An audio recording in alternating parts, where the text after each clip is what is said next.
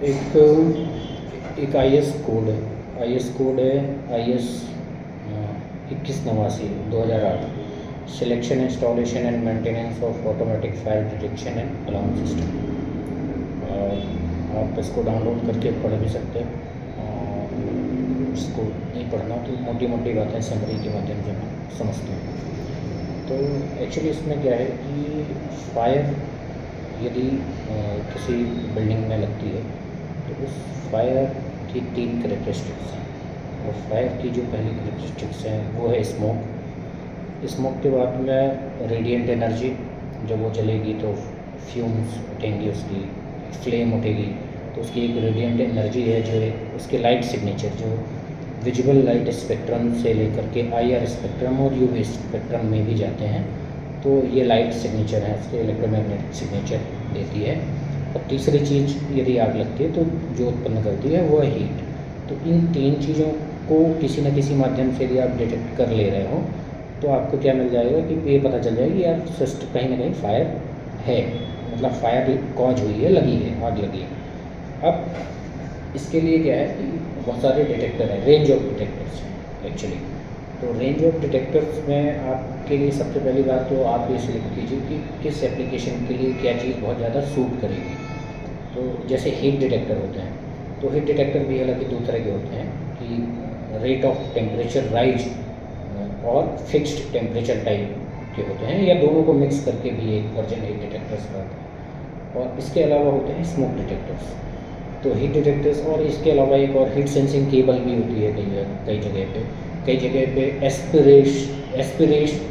एस्पिरेटिंग type smoke detector होते हैं।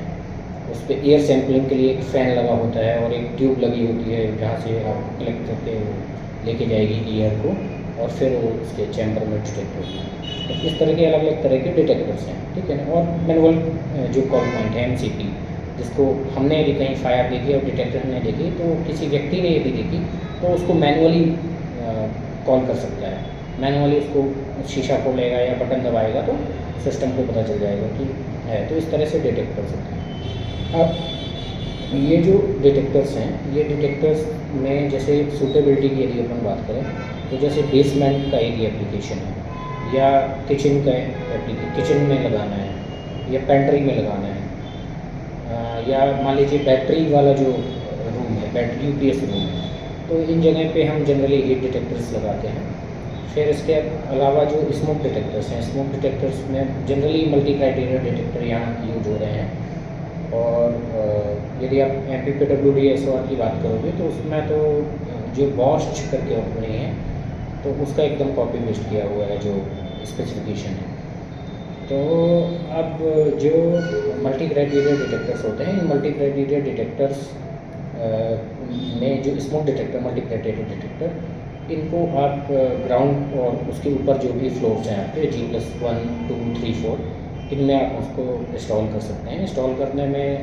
जो सामान्य बात है, इसके अलावा जो हीट सेंसिंग केबल है उसको आप जो यदि कोई केबल ट्रे है, वेंट है, तो उसके अलाउंग में रन कर सकते हैं, ताकि यदि कोई हीट एबनॉर्मल हीट देखने को मिलती है केबल ट्रेज में या इसमें, तो हम उसका एक बार लोड चेक करा लें, लोड असेसमेंट करा लें किस तरह का लोड है, या कहीं आप सच में कहीं स्पार्किंग वगैरह तो नहीं है जिसकी वजह से आग लगी। तो ये अलग अलग तरह के डिटेक्टर्स हैं जो यूज होते हैं। अब जो इनकी साइटिंग है उस पर हमको जो ध्यान रखने वाली बात है वो ये है कि यदि फ्लैट हमारा सीलिंग है तो फ्लैट सीलिंग में maximum distance smoke detector to smoke detector का मैक्सिमम डिस्टेंस है 7.5 मीटर, और heat detector to heat detector का मैक्सिमम डिस्टेंस है 5.3 मीटर्स। अब ये है अप टू, मतलब आप ये मान लीजिए कि 7 मीटर की यदि सीलिंग हाइट है तब तक ये डिस्टेंस चलेगा। और मान लीजिए यही जो सीलिंग की हाइट है यदि 10 मीटर तक हो जाती है तो 10 मीटर तक आपका ये जो 7.3 वाला है वो बढ़ करके 5 मीटर आ जाएगा, smoke detector to smoke detector, और heat detector to heat detector आप 3 मीटर्स करके उसको काम चला सकते हैं। लेकिन यदि 10 मीटर से भी ऊपर ज़्यादा हाइट होती है सीलिंग की तो फिर आपको हीट और स्मोक डिटेक्टर्स को छोड़ना पड़ेगा, और उसकी जगह जो एस्पिरेटिंग टाइप जो डिटेक्टर्स हैं, स्मोक डिटेक्टर, उसमें जाना पड़ेगा, जिसमें वही मैंने बताया एक वेंट होती है, वेंट से फिर वो एयर सक करता है, एयर सैंपल करता है, फिर एयर सैम्पलिंग के हिसाब से फिर उसमें होता है, या फ्लेम टाइप के डिटेक्टर्स हैं उसको इस्तेमाल करना पड़ेगा। और एक साइटिंग में ये जो डिस्टेंस है, इसके अलावा एक जो दूसरी बात याद रखने लायक है वो ये है, कोई जो वॉल लाइक स्ट्रक्चर है तो उस वॉल लाइक स्ट्रक्चर से भी मिनिमम 500 mm का, मतलब आधा मीटर का गैप चाहिए एक डिटेक्टर के लिए। मतलब ऐसा नहीं कि आप दीवार में चिपका के लगा दें, उसका कोई यूज़ नहीं होगा। फिर दूसरी बात होगी कि अब जो वॉल लाइक स्ट्रक्चर या वॉल, इसमें दोनों तीनों चीज़ें हैं कि जैसे मान लीजिए पार्टीशन हम खड़े करते हैं, तो अब हमने पार्टीशन खड़े कर दिए, और पार्टीशन में एक चीज़ और ध्यान रखनी है कि जो डिटेक्टर है लगा है उसका उसका जो सेंसिंग एलिमेंट है, जो भी उसकी नॉब लास्ट में आती है, वहाँ से आप 750 mm का एक रेडियस लीजिए और उस रेडियस का एक हेमिस्फीयर बनाइए उसके चारों। तो उस हेमिस्फीयर में कोई पार्टीशन वगैरह नहीं आ जाना चाहिए कि हम जैसे नहीं एल्यूमिनियम के पार्टीशन वगैरह बिल्डिंग में खड़े करते हैं तो पता चला कि वो उसको टच कर रहे हैं, तो उससे फिर वो अफेक्ट होता है, उसकी सेंसिंग और उसका टाइमिंग लैग होता है। तो इसलिए इस तरह से हमको अवॉइड करना चाहिए कि 500 mm का एक वॉल से डिस्टेंस और 750 mm तक उसमें उसके रेडियस में कोई चीज़ आए नहीं। फिर इसके बाद में जो स्मोक डिटेक्टर्स हैं, इसमें एक चीज़ ये भी है कि कई बार क्या होता है, अपन एक रियल सीलिंग होती है, लेकिन रियल सीलिंग के बाद में हम एक फॉल सीलिंग का भी इस्तेमाल करते हैं। हालांकि अब वो इंडस्ट्रियल सीलिंग्स में बहुत हट गया। अभी जो नए तरह के जो मॉल्स आ रहे हैं, जूडियो है, यूस्टा है, या डी मार्ट है, तो इन लोगों ने, मैंने जनरली देखा है कि यहाँ ये लोग इंडस्ट्रियल सीलिंग उसको बोलते हैं। इंडस्ट्रियल सीलिंग का कॉन्सेप्ट है कि वहाँ उन्होंने फॉल सीलिंग की एक लेयर ही हटा दी, तो उसके अपने फ़ायदे हैं। मतलब कॉस्ट जो है बहुत ड्रास्टिकली रिड्यूस होती है, क्योंकि वो बहुत महंगी होती है। जो टाइल्स लगती हैं, वो टाइल्स लगती हैं, वो टाइल्स लगने का एक अपना कॉस्ट है, तो वो बच जाता है, तो वो उन्होंने हटा दिया है। तो उस इंस्टॉलेशन की यदि हम बात ना करें अपने, यदि जो कन्वेंशनल जो है सिस्टम अभी भी कि फॉल सीलिंग का इस्तेमाल करते हैं और रियल सीलिंग भी होती है, तो यदि रियल सीलिंग से फॉल सीलिंग के बीच में जो वाइड बनता है, दैट वाइड की यदि हाइट 800 mm से ज़्यादा है, if that height is wide height is greater than that of the 800 mm, तो हमको जो फॉल सीलिंग है उसके नीचे तो देना ही है हमको स्मोक डिटेक्टर 7.5 मीटर्स पे, लेकिन उसके ऊपर भी हमको स्मोक डिटेक्टर्स देना है और वो 5 मीटर्स पे देना है। तो वो हमको इस वाइड हाइट से डिसाइड करना है। तो इस तरह से हमारी ये हो जाती है कि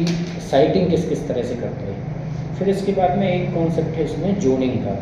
कि हमको जो एक पर्टिकुलर जो प्रोटेक्टेड प्रेमिसेस है, मान लीजिए कोई बड़ा हॉस्पिटल आप बना रहे हैं, स्कूल बना रहे हैं, कॉलेज बना रहे हैं, मॉल बना रहे हैं, तो उसमें अलग अलग डिटेक्शन के, फायर डिटेक्शन के जोन्स होने चाहिए। और एक जो पर्टिकुलर जोन है वो आपका लगभग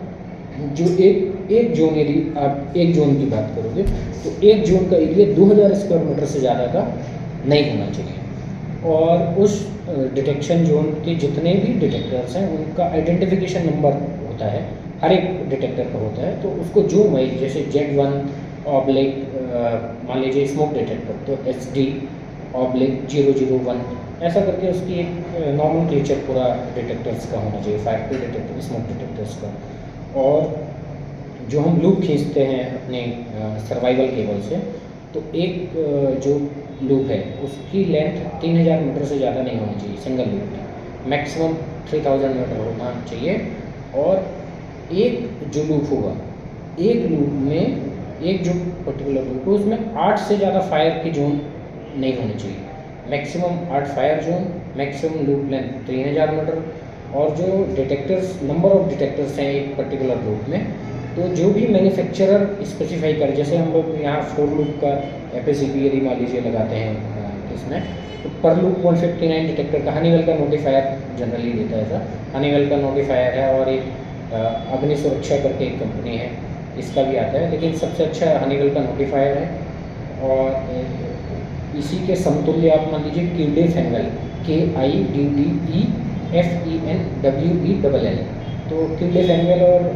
ये रिकमेंड, मतलब मेरा कोई ऐसा नहीं कि इनसे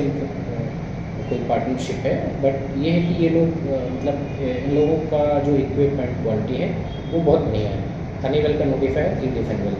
तो इनका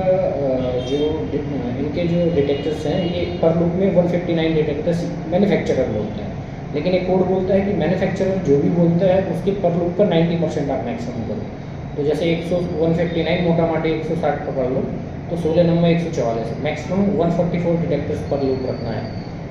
ऐसा कोड बोलता है। फिर उसके बाद में ये भी बोलता है कि अब जो 20 से 30 यदि डिटेक्टर्स हो गए या मैनुअल कंट्रोल जो पॉइंट है एमसीपी मैनुअल कॉल पॉइंट आपने जोड़ दिए 20 से 30, तो उसके बाद में एक आपको आइसोलेटर देना पड़ता है। हालांकि अभी आइसोलेटर फ्री भी सिस्टम्स कुछ आ गए हैं, तो उसमें भी आप देख सकते हैं। और जो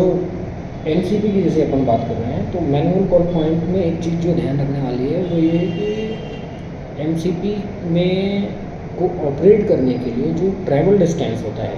किसी भी व्यक्ति किसी भी बंदे के लिए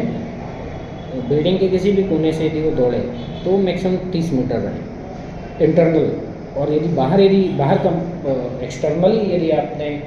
एमसीपी इंस्टॉल कराए हैं एक्सटर्नल जो सिचुएशन है बिल्डिंग इनेवलप के बाहर, तो वहाँ पास में 45 मीटर का मैक्सिमम डिस्टेंस इसमें पॉसिबल है कोड के अंदर में। और इसमें एक चीज़ जो फाइनल एक चीज़ है वो है साउंडर। तो साउंडर में एक चीज़ मैं कहूँगा कि जो साउंडर है, तो साउंडर में मैक्सिमम जो उसका मतलब जो आउटपुट डेसिबल में जो उसका साउंड आना चाहिए वो रिकमेंडेड है 65 डेसिबल, और मोर देन 5 डेसिबल जो नॉर्मल साउंड चल रहा है, नॉर्मल जैसे हम बात कर रहे हैं, या एक नॉर्मल हर एक सेटिंग का एक नॉर्मल साउंड होता है, हॉस्पिटल का एक नॉर्मल साउंड होता है जो भी स्टैंडर्ड साउंड है, उससे 5 डेसिबल ऊपर, ताकि वो सुनने में आए। और यदि कहीं सोने वाला एप्लीकेशन है, मान लीजिए कोई हॉस्टल है वहाँ लोग सोते भी हैं रात में, तो फिर जो डेसिबल साउंडर का जो साउंड है वो 75 डेसिबल सुनाई पड़ना चाहिए उस बेड के ऊपर जहाँ वो सो रहा है। तो इस तरह से साउंडर का स्पेसिफिकेशन है। और ये मोटी मोटी बातें हैं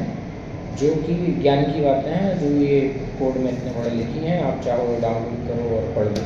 या ऐसे एक समरी बना लो, ऐसा समरी वीडियो देख लो। लेकिन मतलब इसमें एक प्रैक्टिकल एस्पेक्ट मेरा व्यक्तिगत मानना है, ये आपको